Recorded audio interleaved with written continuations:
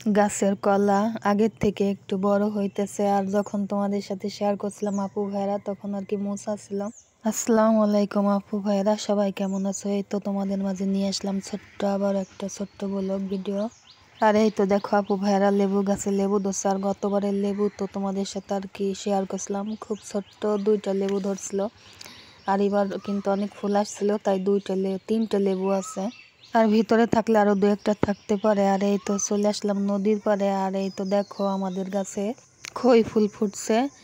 আর এই খই ফুল আর কি কে কে চিনো, আর খই খাইছো কে কে আর কি কমেন্টে জানাতে ভুলবে না। আর খই কিন্তু ভীষণ মজা লাগে। আর আমাদের গাছে কিন্তু এই বছরে আর কি বেশি ধরলো, আর বড় হলে তোমাদের সাথে শেয়ার করব। আর একটা জিনিস তোমাদের সাথে শেয়ার করব। আর চলে আসলাম আর কি আমার নদীর পাশে, যেখানে আর কি আমি কচু গাছ লাগাইছি। গত বছরও চাষ করছিলাম, আর অনেক লতি পাইছিলাম আর বিক্রি করছিলাম। কচুর কচুর ডাঁটাগুলোও আর কি আমি বিক্রি করছিলাম। আর এই বছর তো অল্প কিছু লাগাইছি, আর ভালোই করে লতি ধরছে। একবার খাইছি, তোমাদের সাথে শেয়ার করছি। আর একবারও খাওয়ার উপযুক্ত হয়েছে। ঢাকা থেকে আমার বোন আসবে, তাদের জন্য রান্না করব।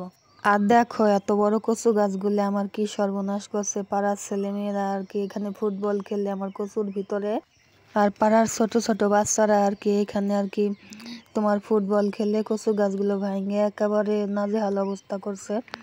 আর মনটা আমার এত খারাপ হয়েছে। আর একটা গাছ লাগানো যে কি অনেক পরিশ্রম, আর তার পিছনে অনেক সময় দিতে হয়। আর একটা গাছ বড় হইতে অনেক সময় লাগে।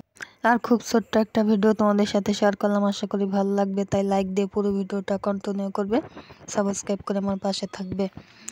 আর ভিডিওটা আজকের মতো এখানেই শেষ করে দিলাম। দেখা হবে পরে একটা ব্লগে। ততক্ষণ তোমরা ভালো থাকো, সুস্থ থাকো। আল্লাহ হাফিজ, আসসালামু আলাইকুম।